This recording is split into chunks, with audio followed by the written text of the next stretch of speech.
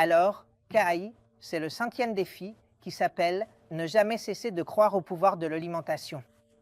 On va finir par dire que je suis nutritionniste. KAI est un patient que j'ai vu, je crois que c'était en novembre de l'année dernière, peut-être un peu avant. C'est un caniche mâle castré de 2 ans et demi qui souffre de diarrhée depuis l'âge de 3 mois, depuis qu'il a été adopté tout petit à 2 mois, et qui depuis a toujours eu des diarrhées liquides sporadiques. Avec des selles parfois plus molles, sans schéma précis. On observe du mucus, beaucoup de mucus dans les selles, un ténesme occasionnel, des vomissements sporadiques, mais surtout, il s'agit d'un patient qui garde une bonne attitude, mène une vie normale, mais a toujours des diarrhées. Elles n'ont jamais passé. On parle d'un patient qui souffre de diarrhée depuis plus de 2 ans, avec des maîtres très attentifs, de très bons maîtres, pas n'importe lesquels. Ils ont essayé de multiples régimes, le métronidazole, le déparasitage. Tout ce que l'on peut imaginer pour un cas pour lequel on s'est renseigné, en plus d'être une très bonne référence. Et un peu à ce propos, hier, je ne sais pas si tu as assisté à l'une des conférences de Martha Herbora. Elle a parlé un peu de l'importance du régime alimentaire nutritionnel. Quand j'ai vu ce cas, la première chose à laquelle j'ai pensé, c'est qu'il est vraiment important d'avoir de super antécédents, de bien étudier le parcours nutritionnel. Il y a eu des questions détaillées et certains formulaires. Je suis clinicien, donc, lors de la consultation, je prends des notes mais je pose beaucoup de questions et dans ce cas, l'une des clés a été, d'une part, de connaître l'âge auquel cela avait commencé. Mais l'autre point important a été de voir ce qu'il avait mangé. Il avait reçu de multiples régimes maison naturels à base de poulet, de bœuf, de porc, de poisson blanc, il ne savait pas exactement lequel. Pauvre en matières grasses, riche en matières grasses. Des sources de protéines variées. Du riz, de la pomme de terre, de la patate douce. Pratiquement tout. En dehors de cela, il avait suivi un régime hydrolysé à base d'œufs, puis un régime hydrolysé au saumon. C'était un dossier médical que j'ai mis environ 40 minutes à récupérer, tellement ils avaient essayé de choses. Les gens étaient très inquiets. Ce que je me suis dit, c'est, bon, faisons un raisonnement qui, je pense, est celui que nous devons avoir dans beaucoup de ces situations. C'est un patient qui est cliniquement normal, je le trouve en bonne santé. À part ça, il a bonne mine, il n'a pas d'atrophie musculaire, il va bien. Ses analyses complètes montraient un taux de cobalamine normal, un hémogramme, une biochimie, une échographie sans aucune anomalie. Et ici, ce sont un peu des questions que je me pose. Quels sont les diagnostics les plus probables? On nous l'a adressé pour une endoscopie, mais qu'en est-il de la biopsie? Fait-on une biopsie? On n'en fait pas? Quelle cause commence si jeune? Quelles causes, quelles entéropathies chroniques peuvent débuter aussi jeunes? Et comment d'autres signes cliniques peuvent-ils m'aider? Le fait qu'il aille bien, ou qu'il ne présente pas d'autres signes cliniques, m'aide à réfléchir à ce que je dois faire dans ce cas. Eh bien, ce à quoi j'ai pensé dans ce cas-là, c'est un peu aux études qui existent et à la pyramide.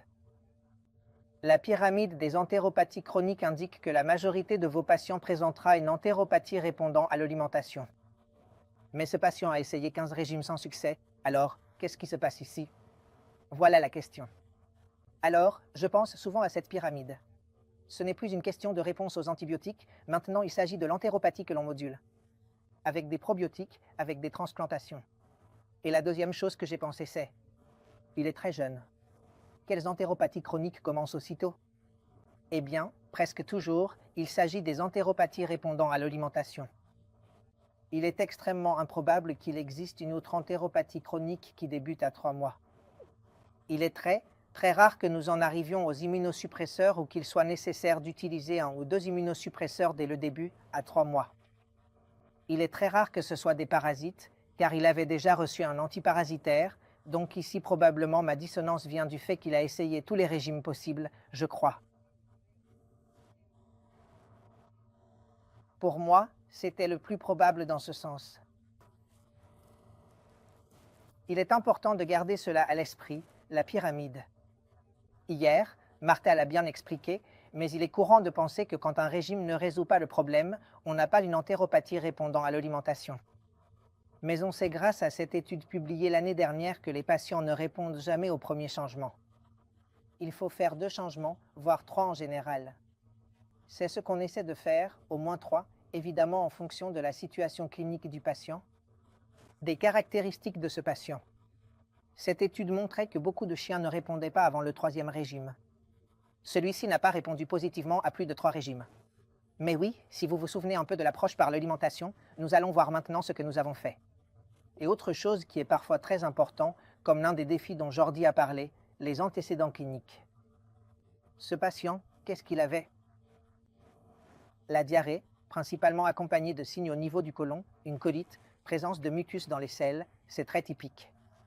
Et cette étude est très intéressante car elle évalue si le type de diarrhée qu'on observe, qu'elle touche l'intestin grêle ou le côlon, m'aide à déterminer quel type d'entéropathie chronique j'ai. L'ERA est l'entéropathie répondant à l'alimentation.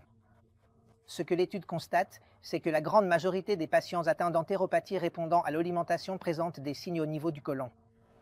C'est-à-dire que je suis encore jeune, j'ai des signes cliniques liés au côlon, tout indiquait clairement que j'avais probablement une entéropathie répondant à l'alimentation. Dans cette étude que nous avons réalisée, la seule protéine qui restait était une protéine de soja hydrolysée. C'est-à-dire que parfois il y a certains patients qui... Il n'y a pas de bonne ou de mauvaise alimentation. Il faut savoir que tous ces régimes sont de bonne qualité et très digestes. Ce patient n'a répondu favorablement qu'à la protéine de soja hydrolysée. Après 2 ans et demi, on a testé le soja hydrolysé et en 2 semaines, plus aucune diarrhée. Donc ce cas m'a appris qu'il est vraiment très important que parfois nous ne sommes pas assez bons dans l'anamnèse, surtout lors de la première approche, et d'ailleurs, dans l'heure qui suit, je parlerai encore de quelques détails à ce sujet. Ce qui est intéressant dans ce cas, et ce qui arrive souvent dans ce genre de situation, c'est que ce sont des cas réversibles. C'est-à-dire que beaucoup de ces patients, ce patient a mangé pendant 12 semaines du soja hydrolysé, tous les signes cliniques ont complètement disparu au bout de 12 semaines. Martha a très bien parlé hier de la difficulté de revenir en arrière. Moi, je ne prends pas autant de précautions, je repasse à un régime conventionnel et je vois ce qui se passe. Et ce patient n'a plus jamais eu de signes digestifs depuis lors. J'ai appelé les propriétaires avant de venir. Je ne veux pas présenter un cas où le patient n'est pas en forme. Et il va bien. Cela signifie qu'il y a à peu près 50% d'études différentes qui disent qu'on peut revenir à une alimentation conventionnelle. Et ce patient n'a désormais plus besoin d'aucun régime spécifique. C'est-à-dire que nous n'avons pas toujours à condamner ces patients à ce point-là. C'est important de persévérer, de continuer avec les régimes, surtout chez les patients très jeunes. Je suis végétarien et ça ne me limite pas, j'ai choisi le soja, mais c'était un régime partiellement végétarien. Il y a effectivement quelques cas de patients qui ne tolèrent aucune protéine d'origine animale. Cela peut arriver dans certains cas. Je ne suis pas vraiment là-dedans et je ne veux pas que ce soit la conclusion de l'étude, mais plutôt qu'il faut essayer différentes stratégies nutritionnelles, et même si vous pensez que lorsque vous dites « Moi, je n'utilise que des protéines hydrolysées », il existe d'excellentes nouvelles protéines. Certains patients essaient 3 protéines hydrolysées sans succès, il faut alors utiliser une autre protéine. C'est un travail assez important à réaliser. Il y a une dernière réflexion qui me paraît importante. Ceci est une étude qui portait sur la manière dont les cas d'entéropathie chronique arrivaient dans un hôpital de référence. L'étude évoque 2 pistes qu'il me semble bon d'avoir en tête ici. La première chose, c'est que je pense que nous sommes loin de mesurer l'importance des régimes spécifiques dans les entéropathies chroniques. C'est-à-dire que, dans cette étude, comme vous pouvez le voir ici, entre 25 et 50% des propriétaires ne savaient pas quel régime alimentaire suivait leur animal. Ces chiens qui suivaient des régimes depuis des années, mais on ne savait même pas quel régime ils suivaient. Et lorsqu'ils rapportaient ces cas, 40% des vétérinaires qui les signalaient n'indiquaient pas quel régime alimentaire avait été suivi.